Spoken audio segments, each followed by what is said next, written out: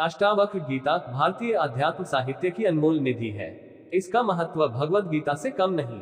मिथिला नरेश और शरीर से अत्यंत कुरूप मुनि अष्टावक्र के आपसी संवाद अध्यात्म साहित्य की ऐसी धरोहर है जिस पर गर्व किया जा सकता है। संस्कृत साहित्य के इसी अनुपम ग्रंथ का मूल संस्कृत से सरल भावानुवाद अविकल रूप से प्रकाशित है। भगवद गीता पढ़ते हुए जितना आश्चर्य होता है कि महर्षि वेदव्यास ने मनुष्य के जीवन को संवारने वाले ऐसे सार्वभौमिक और सर्वकालिक सूत्र कैसे लिखे, उससे कुछ ज्यादा हैरानी होती है अष्टावक्र गीता को पढ़ते हुए। आखिर महर्षि अष्टावक्र को ब्रह्म और आत्मा के बारे में इतना गहरा ज्ञान कैसे हुआ? इस गीता को पढ़ने का सीधा प्रभाव ये होता है कि आप तुरंत जगत के मिथ्या और आत्मा के सत्य को समझने लगते हैं। ये समझ आपको आपके दुखों से मुक्त करते हुए मोक्ष की ओर आपकी यात्रा शुरू कर देती है। इतनी प्रभावी होने के बावजूद अष्टावक्र गीता भगवद गीता की तुलना में कम पढ़ी जाती है। अष्टावक्र गीता बहुत सहज ही आत्मा से हमारा साक्षात्कार कराती है, लेकिन इतनी सहजता से आत्मा का अन्वेषण करने वाले महर्षि अष्टावक्र के जीवन की कहानी उतनी ही उलझी हुई है। आइए इस महानतम बाल ऋषि की जीवन गाथा से रूबरू होते हैं।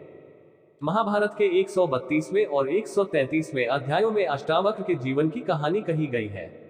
इन अध्यायों के मुताबिक छांदोग्य उपनिषद में जिनका वर्णन मिलता है, ऐसे एक ऋषि थे आरुणि उद्दालक। वह तत्वमसी महावाक्य के प्रणेता महर्षि थे। इस महावाक्य का अर्थ होता है तत्वमसी, यानी वह तुम ही हो। उन्होंने ही अपने पुत्र ऋषि श्वेतकेतु को ब्रह्म विद्या का विशेष ज्ञान दिया। महर्षि उद्दालक के एक दूसरे शिष्य थे ऋषि कहोर। उनकी सेवा से प्रसन्न होकर महर्षि उद्दालक ने ऋषि कहोर को संपूर्ण वेद शास्त्रों का ज्ञान ही नहीं दिया, बल्कि अपनी बेटी सुजाता का विवाह भी उनसे कर दिया। सुजाता जब गर्भवती हुई तो उनका गर्भस्थ शिशु अग्नि के समान तेजस्वी था। एक दिन जब ऋषि कहोर स्वाध्याय कर रहे थे तो गर्भस्थ शिशु ने उन्हें टोकते हुए कहा, पिताजी, आप दिन रात वेद पाठ करते हैं, फिर भी आपका उच्चारण अशुद्ध रहता है। शिष्यों के बीच बैठे महर्षि कहोर यह उलाहना सुनकर अपमान से तिलमिला गए। उन्होंने गर्भस्थ बालक को शाप दे दिया, अरे तू गर्भ में रहकर ऐसी टेढ़ी बातें बोलता है, इसलिए तू 8 अंगों से टेढ़ा हो जाएगा। इस शाप के फलस्वरूप बालक 8 अंगों से टेढ़ा पैदा हुआ, इसीलिए अष्टावक्र नाम से उसकी प्रसिद्धि हुई।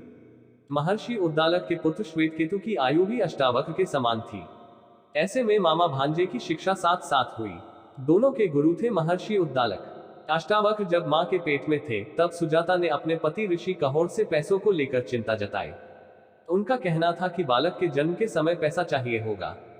ऋषि कहोर पैसे कमाने के लिए राजा जनक के दरबार में गए। वहां राजपंडित बंदी से उन्हें शास्त्रार्थ करना पड़ा, जिसमें वह हार गए।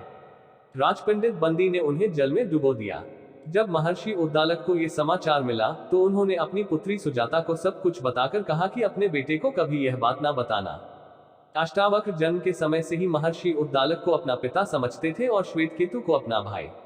12 वर्ष की आयु में जब अष्टावक्र खुद को उनका पुत्र मानते हुए महर्षि उद्दालक की गोद में बैठे थे, तभी श्वेतकेतु वहां आए। उन्होंने अष्टावक्र का हाथ पकड़ा और खींचकर दूर ले गए। अष्टावक्र से कहा श्वेतकेतु ने कि ये तेरे पिता की गोदी नहीं है। इस घटना से दुखी बालक अष्टावक्र ने अपनी मां से पूछा, मेरे पिता कहाँ हैं, बताओ। नहीं बताओगी तो मैं शाप दे दूंगा। अष्टावक्र के दुख को महसूस करते हुए और उसके शाप से घबराकर मां सुजाता ने सारा रहस्य उनके सामने खोल दिया। इसे सुनकर बालक अष्टावक्र और दुखी हो गए। उन्होंने मन ही मन बंदी से बदला लेने का निश्चय किया और श्वेतकेतु के पास जाकर बोले, क्यों न राजा जनक की सभा में चला जाए। सुना है उनके दरबार में बहुत सी हैरान करने वाली बातें होती हैं, विद्वानों के बीच शास्त्रार्थ होता है। हम दोनों विद्वान ब्राह्मणों का शास्त्रार्थ सुनेंगे, हमें बढ़िया भोजन मिलेगा और हमारी प्रवचन शक्ति भी बढ़ेगी। खुद भी उच्च ज्ञान के प्रति जिज्ञासु होने के कारण श्वेतकेतु राजा जनक के यज्ञ में चलने के लिए तैयार हो गए। यज्ञ मंडप की ओर जाते समय रास्ते में ही दोनों ही भेंट हो गई राजा जनक से। उस समय राज सेवक जब उन्हें मार्ग से हटने को कहने लगे तो अष्टावक्र बोले, जब तक ब्राह्मण का सामना ना हो तब तक अंधे, बहरे, स्त्री, बोझ ढोने वाले और राजा का मार्ग छोड़ देना चाहिए। लेकिन यदि ब्राह्मण मिल जाए तो सबसे पहले उसी को मार्ग देना चाहिए। ये सुनकर राजा जनक ने मार्ग छोड़ दिया और कहा, आग कभी छोटी नहीं होती। देवराज इंद्र भी सदा ब्राह्मणों के आगे मस्तक झुकाते हैं। इसके बाद यज्ञ के द्वार पर द्वारपाल ने कहा, हम पंडित राज बंदी के आज्ञा पालक हैं। उनकी आज्ञानुसार इस यज्ञ में बालक ब्राह्मण प्रवेश नहीं कर सकते। यहाँ वयोवृद्ध और बुद्धिमान ब्राह्मण का ही प्रवेश हो सकता है। इस पर अष्टावक्र बोले, हम लोग वृद्ध ही हैं, क्योंकि हमने ब्रह्मचर्य का पालन किया है और हम वेदों के प्रभाव से भी संपन्न हैं। हम गुरुजनों के सेवक हैं, जितेंद्रिय हैं और ज्ञान शास्त्र में भी परिनिष्ठित हैं।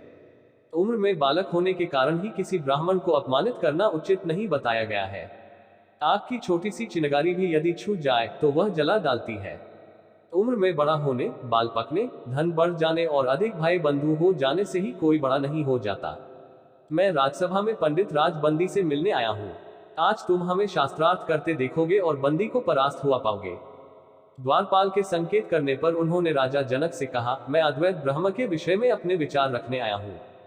बंदी नामक वह प्रसिद्ध विद्वान कहाँ है? मैं उनसे मिलकर उनके तेज को उसी प्रकार शांत कर दूंगा जिस प्रकार सूर्य तारों की ज्योति विलुप्त कर देता है। राजा जनक ने कहा, ब्राह्मण कुमार, तुम अपने विपक्षी की प्रवचन शक्ति को जाने बिना ही बंदी को हराने की बात कर रहे हो। जो प्रतिवादी के बल को नहीं जानते वे ही ऐसी बातें कह सकते हैं।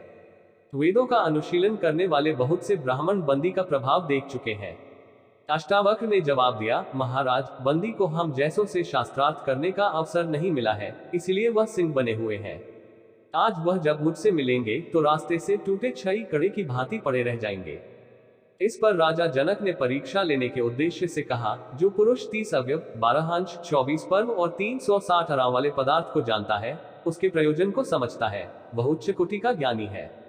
इसके उत्तर में अष्टावक्र बोले, महाराज, जिसमें 12 अमावस्या, 12 पूर्णिमा रूपी 24 पर्व, ऋतु रूपी 6 नाभि, मास रूप 12 अंश और दिन रूप 360 अरे हैं, वह निरंतर घूमने वाला संवत्सर रूप कालचक्र आपकी रक्षा करे। इसके बाद राजा जनक ने और भी कई गूढ़ प्रश्न पूछे, जिनके अष्टावक्र ने सटीक उत्तर दिए। तब जनक बोले, ब्राह्मण, आपकी शक्ति तो देवताओं के समान है। मैं आपको मनुष्य नहीं मानता। आप बालक भी नहीं हैं। मैं तो आपको वृद्ध ही समझता हूँ। वाद विवाद करने में आपके समान दूसरा नहीं, अतः आपको यज्ञ मंडप में जाने के लिए द्वार प्रदान करता हूँ। इसके बाद अष्टावक्र ने बंदी के प्रश्नों के उत्तर दिए और आधे श्लोक को पूरा कर बंदी को हरा दिया। इस पर राजा जनक ने शास्त्रार्थ के नियम के अनुसार अष्टावक्र को ही यह बताने के लिए कहा कि बंदी को किस प्रकार प्राणदंड दिया जाए। अष्टावक्र ने ये निर्णय स्वयं बंदी पर छोड़ दिया। बंदी ने बताया कि वह राजा वरुण का पुत्र है। वरुण के यहाँ भी आपके इस यज्ञ के समान 12 वर्षों में पूर्ण होने वाला यज्ञ हो रहा है। उस यज्ञ को पूरा करने के लिए मैंने जल में डुबाने के बहाने कुछ चुने हुए ब्राह्मणों को वरुण लोक भेज दिया था और अब वे सब फिर लौट कर आ रहे हैं। मैं पूज्य ब्राह्मण कुमार अष्टावक्र जी का सत्कार करता हूँ, जिनके कारण मेरा अपने पिताजी से मिलना संभव होगा। वे सभी ब्राह्मण जो बंदी द्वारा डुबोकर मारे गए थे, सहसा राजा जनक के समीप प्रकट हो गए। बंदी स्वयं समुद्र के जल में समा गया। बंदी पर विजय पाकर अपने पिता और मामा के साथ अष्टावक्र अपने नाना महर्षि उद्दालक के आश्रम में लौट आए। बाद में कहोर ऋषि ने अपनी पत्नी के पास अष्टावक्र को बुलाया और कहा, बेटा, तुम शीघ्र ही इस समंगा नदी में स्नान के लिए प्रवेश करो। जल का स्पर्श होते ही अष्टावक्र के सभी अंग सीधे हो गए। इसी से समंगा नदी पुण्य हो गई। राजा जनक को दिए ज्ञान से संभव हुई अष्टावक्र गीता। अष्टावक्र और उद्दालक के पुत्र श्वेत केतु दोनों महर्षि समस्त भूमंडल के वेद वेताओं में श्रेष्ठ थे। महर्षि श्वेत केतु मंत्र शास्त्र में निपुण थे। कहते हैं कि उन्होंने मानव रूप धारिणी सरस्वती देवी का प्रत्यक्ष दर्शन किया था। उन्होंने अपने समीप आई सरस्वती से प्रार्थना की थी, मैं वाणी स्वरूपा आपके तत्व को यथार्थ रूप में जानना चाहता हूँ। उसी के फलस्वरूप वह निष्णात विद्वान बने। अष्टावक्र वाद विवाद में बड़े कुशल थे। वह आत्मज्ञान में भी बड़े निपुण और योग विद्या में भी प्रवीण थे। मार्ग में जब राजा जनक मिले तो उनके वक्र रूप और कुरूपता से राजा के चित्त में घृणा भाव भी उदित हुआ था। अष्टावक्र ने अपनी आत्मविद्या के बल पर राजा के मन की घृणा को पहचान लिया और ज्ञान का उत्तम अधिकारी जानकर कहा, हे राजन, मंदिर के टेढ़ा होने से आकाश टेढ़ा नहीं होता और मंदिर के गोल या लंबा होने पर आकाश गोल अथवा लंबा नहीं होता। कारण स्पष्ट है कि आकाश का मंदिर के साथ कोई संबंध नहीं। आकाश निर्वयव है और मंदिर सावयव। इसी प्रकार आत्मा का भी शरीर के साथ कोई संबंध नहीं, क्योंकि आत्मा निर्वयव है और शरीर सावयव। आत्मा नित्य है और शरीर अनित्य। शरीर का टेढ़ा होना आत्मा को प्रभावित नहीं करता। हे राजन, ज्ञानवान को आत्मदृष्टि रहती है और अज्ञानी की संकुचित दृष्टि। अतः आप संकुचित दृष्टि त्याग कर आत्मदृष्टि से देखेंगे तो चित्त से घृणा दूर हो जाएगी। संकुचित दृष्टि से अज्ञानी देखते हैं, ज्ञानवान नहीं। ऋषि के इन अमृत वचनों को सुनकर राजा जनक के मन में आत्मज्ञान प्राप्त करने की उत्कट इच्छा हुई। उन्होंने ऋषि को कुछ दिन अपने निवास पर रहकर उपदेश देने की प्रार्थना की, जिससे वह अपने चित्त के संदेह दूर कर सके। ऋषि ने राजा की प्रार्थना स्वीकार कर ली। इसके बाद राजा जनक और ऋषि अष्टावक्र में जो प्रश्नोत्तर हुए वही अष्टावक्र गीता है, जिससे राजा के अज्ञान का निराकरण हुआ और चितात्मा स्वरूप में स्थित हुआ।